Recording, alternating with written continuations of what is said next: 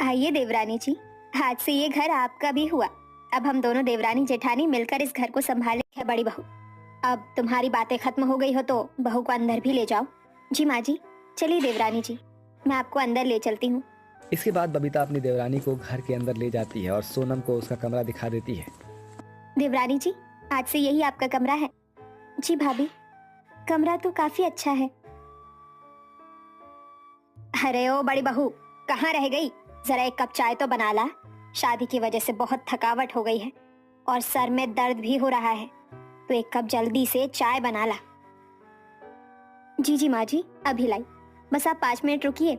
चलो सोनम, अब तुम आराम करो, मैं माँ जी के लिए चाय बनाने रसोई में जा रही हूँ। अरे भाभी, मैं भी चलती हूँ ना रसोई में। मैंने अपना कमरा तो देख ही लिया, अब किचन भी देख लूँ। अच्छा ऐसी बात है तो चलो। इसके बाद सोनम और बबीता किचन में चली जाती हैं और वहां जाकर बबीता चाय बनाने लगती है। भाभी, अगर आप कहे तो मैं आपकी कोई मदद करूं? नहीं नहीं देवरानी जी, इसकी अभी कोई जरूरत नहीं है। वैसे भी आपकी कल पहली रसोई है और शायद अभी आप माँ जी का स्वभाव नहीं जानती हैं।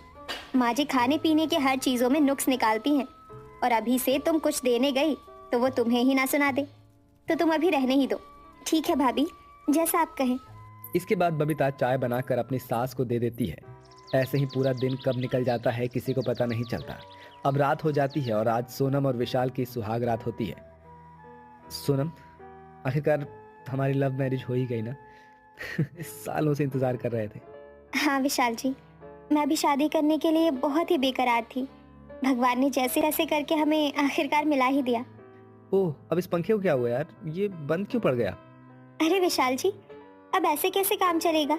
ऐसे में तो रात भर मच्छर हमारा खून चूस जाएंगे। अब हम क्या करें? मुझे कुछ समझ नहीं आ रहा है। लग रहा है कि आज की रात मतलब हमें ऐसे गुजारना पड़ेगा। नहीं विशाल जी, मेरे पास एक आइडिया है। हमारे कमरे का पंखा खराब हुआ है, किचन का तो नहीं। क्यों ना हम आज की रात अपनी रसोई में ही बिताएं? वैसे भी घर वाले सभी सो गए हैं, किसी को क्या ही पता चलेगा। रसोई में देखो ना, मुझे तो कोई एतराज नहीं है। अगर तुम कंफर्टेबल हो तो हम आज की रात रसोई में बिता लेंगे। जी, मैं तो कंफर्टेबल ही हूँ। जिसके बाद विशाल और सोनम आज ही रात बिताने के लिए रसोई में चले जाते हैं। हाँ, यहाँ ठीक है। यहाँ थोड़ा ठंडक भी है, नहीं तो वहाँ तो हमारा दम ही घुट जाता, और ऊपर से मच्छर हमारे शरीर का सारा खून पी ही जाते। हाँ, ये तो अब छोड़ो भी नहीं सब बातें। मतलब आज हमारी सुहाग रात है और अब थोड़ी प्यार भरी बातें हो जाए। जी क्यों नहीं।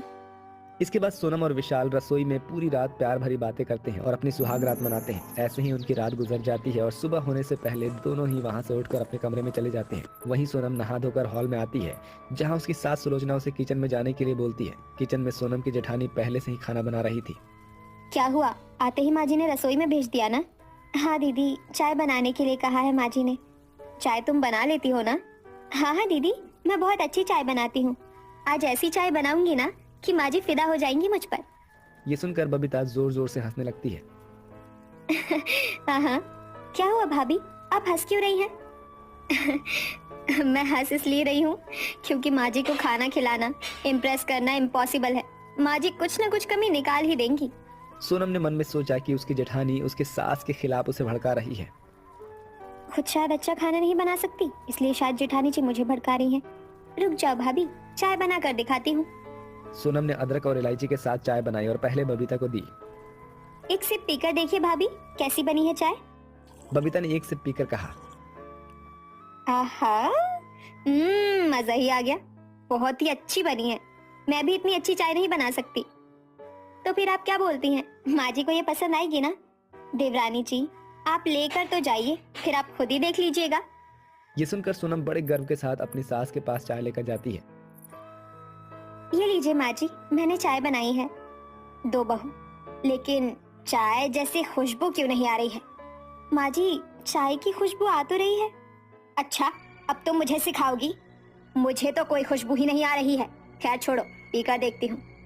अरे इसमें तो दूध ज्यादा हो गया और पत्ती भी कम है, साथ ही अदरक इलायची का भी स्वाद नहीं आ रहा है। आजकल की ये लड़कियां तो ठीक से चाय भी बनाना नहीं जानती। ये सब सुनकर सोनम थोड़ी मायूस सी हो गई और वो अपना मुंह फुलाकर रसोई में लौट आई। इसके बाद बबीता ने कहा, क्या हुआ देवरानी जी, कहा था ना मैंने। बिल्कुल सही कहा था भाभी आपने। इतनी अच्छी चाय बनाई और माँ जी ने पीने से पहले ही कमी निकाल दी। 5 सालों से मेरे साथ ऐसा ही हो रहा है। बहन तुम मेरी देवरानी हो, लेकिन तुम मेरी बहन जैसी हो, इसलिए मैंने तुम्हें पहले ही बोला था। पूरे 5 सालों में माँ जी ने मेरी एक बार भी मेरे खाने की तारीफ नहीं की। ये तो गलत है ना दीदी? अभी गलत का तुमने देखा ही क्या है? ये तो बस अभी शुरुआत है। तब सुलोचना ने चिल्लाकर कहा, छोटी बहू, चाय तो बनी नहीं तुमसे, आज का दोपहर का खाना तुम बनाओगी। ठीक है माँ जी। इसके बाद सोनम ने भी चिल्लाकर जवाब दिया।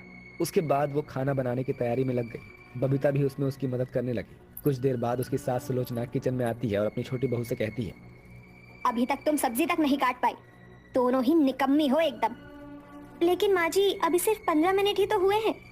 हाँ तो 10 से 15 मिनट में 10 तरीके की सब्जियां मैं बना देती हूँ। आजकल की लड़कियों में वो बात ही कहाँ है। जल्दी करो, मुझे भूख लगी है। ये कहकर सुलोचना चली जाती है। देखा, अभी तुम देखते जाओ, माँ जी ऐसे कम से कम 10 बार आएंगी और 10 बार ताना मार कर जाएंगी। सुलोचना हर 10 मिनट बाद किचन में आती रही और ताना मारती रही। तुम दोनों को तो वापस तुम्हारे मायके रख कर आना चाहिए, मुझे ऐसी निकम्मी बहू नहीं चाहिए। और जब खाना बनकर तैयार हो गया तब सुलोचना ने कहा, कितनी देर लगा दी तुम दोनों ने, इतनी देर में बस 5 से 7 पकवान ही बन पाए हैं।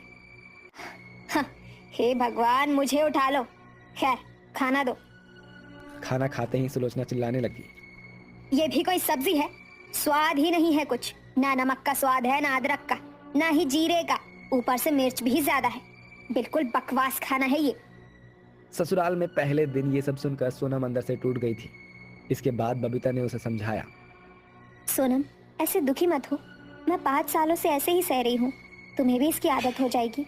लेकिन भाभी, माँ जी ऐसे करती क्यों है? हमें परेशान करके उन्हें मजा आता है, उन्हें सास बनने का एहसास होता है। पर ये तो गलत है ना दीदी? गलत तो बहुत कुछ है बहन, लेकिन हम कर क्या सकते हैं? हमारे नसीब में तो यही लिखा है। नहीं नहीं, भगवान सब कुछ देख रहे हैं, भगवान सब कुछ ठीक कर देते हैं। बस तुम जैसा कह रही हो वैसा हो जाए। चलो अब तुम खाना खा लो, नहीं तो बीमार पड़ जाओगी।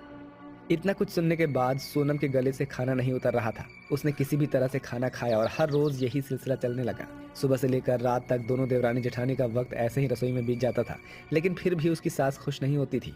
इस तरह से कुछ महीने बीत जाते हैं और ऐसे ही सोनम डर डर कर जीने लगती है और हर रोज भगवान को बुलाने लगती है। और शायद भगवान ने सोनम की सुन भी ली थी, क्योंकि विदेश से सुलोचना की ननद हेमा आ जाती है, यानी बबीता और सोनम की बुआ सास।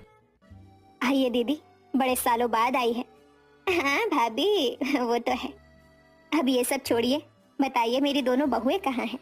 वो तो ननन जी रसोई में है, जाइए, रसोई में ही वो दोनों आपको मिल जाएंगी। इसके बाद हेमा रसोई में जाती है, जहाँ सुलोचना की दोनों बहुएं उनसे गले मिलती हैं, साथ ही उन दोनों के हाल चाल पूछती है। और वहाँ पर सुलोचना के बारे में हेमा के सामने सारा राज खुल जाता है। अच्छा, तो ये बात है, भाभी तुम दोनों के साथ ऐसा कर रही है। लेकिन अब तुम दोनों को फिक्र करने की कोई जरूरत नहीं है, मैं आ गई हूँ ना। इसके बाद हेमा अपनी भाभी के पास जाती है और उनसे कहती है, भाभी, मुझे आपकी बहू के हाथों का कुछ नहीं खाना, मुझे तो अपनी भाभी के हाथों का खाना खाना है। क्या आप अपनी ननन के लिए खाना नहीं बना सकती? क्यों नहीं ननन जी? अब ये क्या आफत आ गई है। मैं तो ननन जी का स्वभाव जानती हूँ, वो वैसे भी बहुत चिड़चिड़ी है और आज तक उन्होंने मेरे खाने की कभी तारीफ तक नहीं की। सुलोचना ये मन में सोचते हुए किचन में जाती है और अपने ननद के लिए खाना बनाती है। कुछ समय बाद खाना बनकर तैयार हो जाता है और डाइनिंग टेबल पर लग जाता है, जहाँ सुलोचना की ननद खाना खाती है और कहती है, छी छी भाभी, ये भी कोई खाना है? इतना बकवास, ना कोई स्वाद है, ना ही नमक, ना ही मिर्ची। आप खाना बनाना भूल गई हैं क्या? वो ननन जी। हेमा के इस तरह कहने पर सुलोचना को अपने द्वारा किए गए बहुओं पर रवैया याद आ जाता है। क्यों भाभी, कुछ याद आया? आप भी ऐसा ही करती है ना अपनी बहुओं के साथ। अब आपको भी पता लग गया होगा कि उन्हें कैसा लगता होगा। जब कोई इंसान आपके लिए जी जान से मेहनत करके आपके लिए कुछ बनाता है तो उसकी तारीफ करनी चाहिए, ना कि बुराई। हेमा द्वारा ये बात सुनकर सुलोचना को काफी बुरा लगता है और वो अपनी ननद और बहू से माफी मांगती है। मुझे माफ कर दो बहू, मैं अपने किए पर बहुत ही शर्मिंदा हूँ। मैंने हर चीज में बस तुम्हारी कमियां ही निकाली है, जबकि तुम काबिले तारीफ थी।